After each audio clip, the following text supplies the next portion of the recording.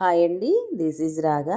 ఈరోజైతే మనం ఎంతో ఈజీగా టేస్టీగా చేసుకోగలిగినటువంటి లంచ్ బాక్స్ రెసిపీని అయితే మీకు చూపించేస్తానండి. అదేనండి, క్యారెట్ మామిడికాయ పులిహోర అండి. ఇది చాలా టేస్టీగా ఉంటుందండి, హెల్దీ రెసిపీ అండి. ఇప్పుడైతే మామిడికాయల సీజన్ కాబట్టి పచ్చి మామిడికాయలు ఈజీగా దొరుకుతున్నాయి కాబట్టి చాలా వెరైటీస్ అయితే మనం చేసుకోవచ్చండి. ఇవి మన హెల్త్కి కూడా చాలా మంచివి అండి. అందుకని నేనైతే ఈరోజు మీకు పచ్చి మామిడికాయతోటి క్యారెట్ తోటి పులిహోర అయితే చేసి చూపిస్తానండి. ఇది చాలా టేస్టీగా కూడా ఉంటుందండి.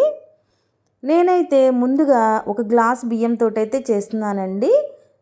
ముందుగా కడిగేసేసి కుక్కర్లో రైస్ అయితే ఉడికించేసి ఉంచుకున్నానండి. నేను తీసుకున్న రైస్కి చిన్న మామిడికాయ అయితే సరిపోతుందండి. తర్వాత పెద్ద క్యారెట్లు 2 తీసుకున్నానండి.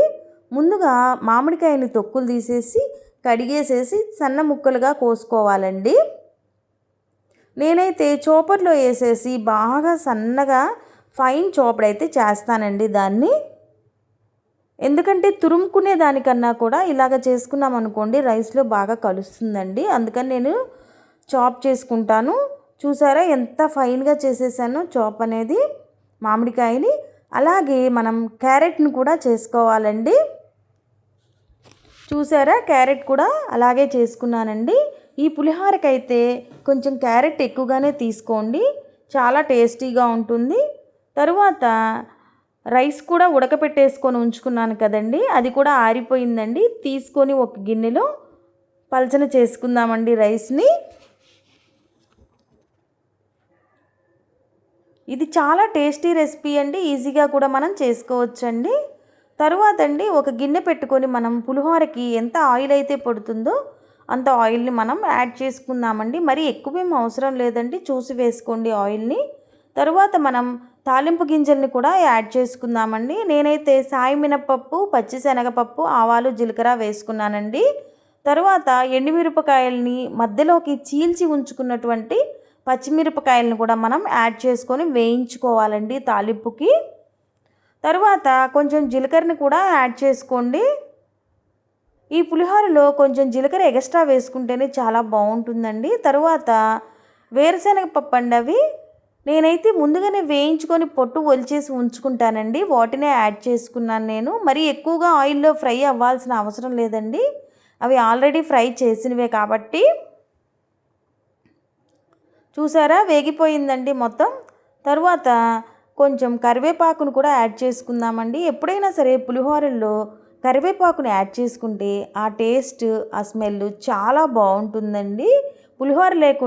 పులిహోరలో కరివేపాకు లేకుండా ఉంటే టేస్ట్ అంత అనిపించదండి.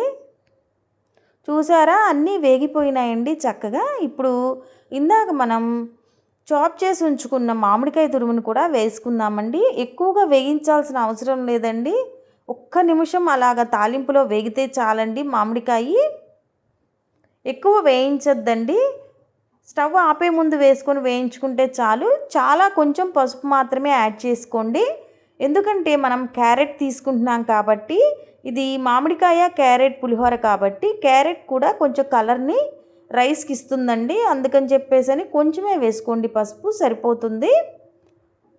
చూసారా, ఇప్పుడు ఆ తాలింపు మొత్తాన్ని కూడా మనం రైస్లోకి వేసేసుకుందామండి. నేనైతే సాల్ట్ యాడ్ చేశానండి రైస్లో. చూసారా, తురుము పెట్టి వేసుకున్నటువంటి క్యారెట్ను కూడా మనం యాడ్ చేసుకున్నామండి. కొంచెం ఎక్కువగానే వేసుకోవాలండి క్యారెట్, అప్పుడే టేస్ట్ చాలా బాగుంటుందండి. కొంచెం కొత్తిమీరను కూడా మనం యాడ్ చేసుకుందామండి. యాడ్ చేసుకొని మొత్తాన్ని కూడా బాగా కలపెట్టుకున్నామండి రైస్కి అంతా పట్టే విధంగా. చూసారా ఎంత కలర్ఫుల్గా ఉందో కదండి, చూస్తుంటేనే. తినటానికి కూడా చాలా టేస్టీగా ఉంటుందండి. ఆ పులుపు క్యారెట్ మొత్తానికి, రైస్ మొత్తానికి కూడా మామిడికాయ పులుపు అంతా పట్టేసి చాలా టేస్టీగా ఉంటుందండి. చాలా ఈజీగా కూడా అయిపోతుందండి మన లంచ్ బాక్స్లోకి. పిల్లలైతే చాలా ఇష్టంగా తింటారండి. నేనైతే కొంచెమే పసుపు యాడ్ చేశానండి, క్యారెట్ ఎక్కువగా వేసుకోవడం వల్ల వచ్చిన కలర్ అండి అది. నా వీడియో కనుక మీకు నచ్చినట్లయితే ప్లీజ్ లైక్ చేసి, షేర్ చేసి, సబ్స్క్రైబ్ చేసుకొని కమెంట్ చేయడం మాత్రం మర్చిపో